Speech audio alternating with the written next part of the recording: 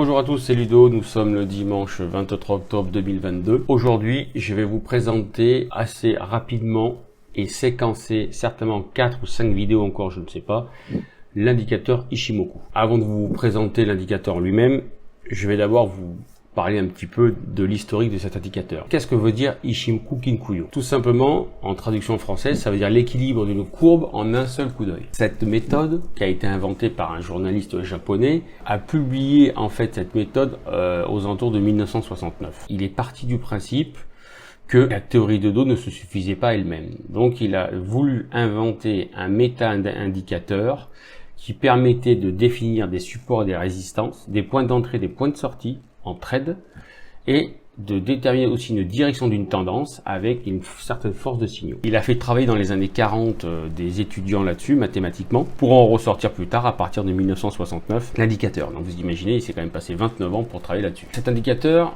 il est fait principalement pour être travaillé dans les tendances. En version range, il ne va pas vous apprendre grand-chose. De quoi est composé cet indicateur? Il est composé de 5 droites. La première que nous verrons aujourd'hui, et que celle-là aujourd'hui, la fameuse Tenkan en orange. Ensuite, nous verrons la Kijun plus tard, qui est la droite d'importance de cet indicateur. Ensuite, deux droites, qu'on appelle la SSA Senkunspan A et la SSB Senkunspan B, qui forment un nuage.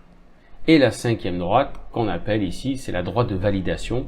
Le véritable nom, c'est la Chikuspan, mais on la surnomme plus ou moins dans nos pays européens, la fameuse Legging Span, la LS. D'accord? Alors nous, on va travailler aujourd'hui principalement sur la Tenkan. Qu'est-ce que la Tenkan? Quand une tendance est définie, c'est-à-dire quand une tendance est donnée, haussière ou baissière, cette Tenkan doit faire support ou résistance. Ici, je suis sur le DAX en unité H4 et on s'aperçoit que nous avons une tendance baissière qui est en train de s'enclencher. Dans cette tendance baissière, nous apercevons que la Tenkan fait résistance.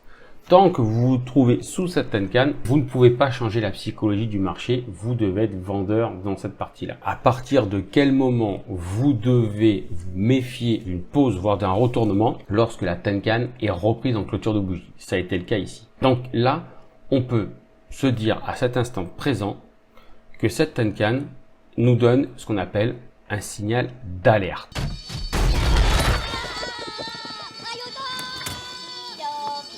Ça veut dire tout simplement que la tendance qui a été initiée au départ, baissière, va se mettre soit en pause, soit possiblement se retourner. D'abord, on va parler de pause. Automatiquement, quand elle est cassée, cette Tenkan, on s'attend, surtout quand on se retrouve relativement loin d'elle, on s'attend à se retrouver sur un retour de cette Tenkan en test. Si jamais, au premier toucher de cette Tenkan en clôture, c'est-à-dire qu'une fois que les prix viennent chercher en clôture la Tenkan et qu'en clôture dessous, alors c'est fini, la tendance déjà va reprendre ses droits, c'est-à-dire ici à la baisse, et c'est ce qui s'est passé. Cependant, vous voyez, de nouveau, on reprend la Tenkan en clôture, derrière, le test ne tient pas, ça recasse de nouveau, donc la tendance baissière reprend une nouvelle fois ses droits.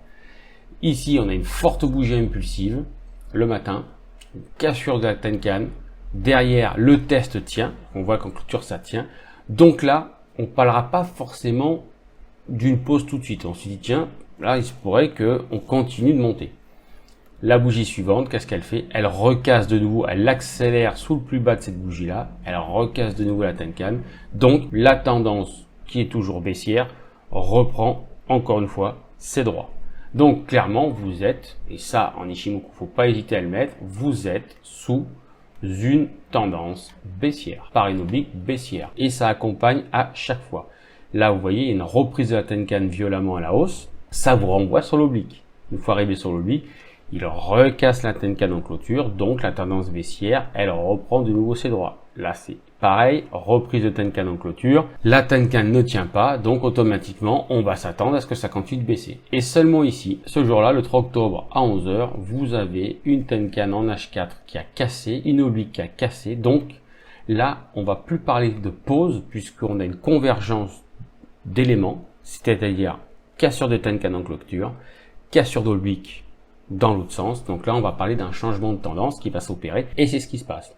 Donc dans ce nouveau changement de tendance, votre Tenkan doit faire automatiquement support. Là, vous voyez, au premier contact, elle tient. Donc, à partir du moment où elle tient, la tendance qui est haussière ici est toujours préservée. Ici, cassure de Tenkan en clôture.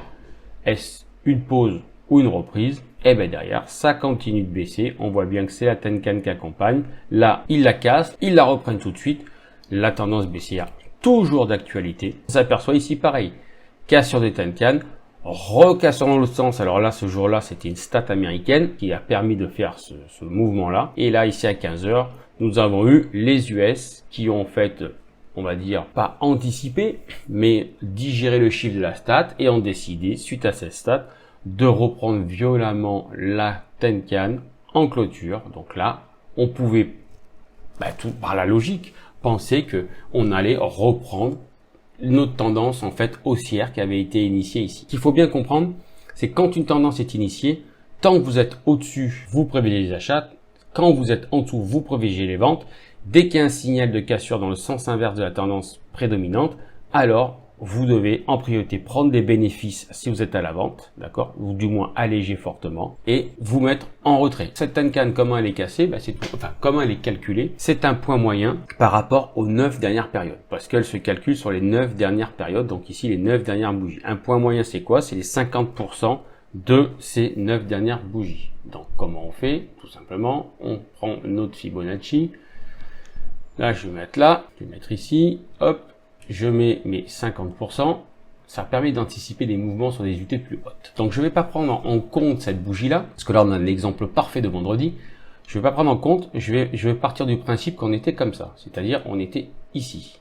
Voilà, on était clairement là, vous voyez, on était plutôt ici. Voilà. Et là, si je calcule mes 9, je compte 1, 2, 3, 4, 5, 6, 7, 8, 9. Mes 9 dernières bougies.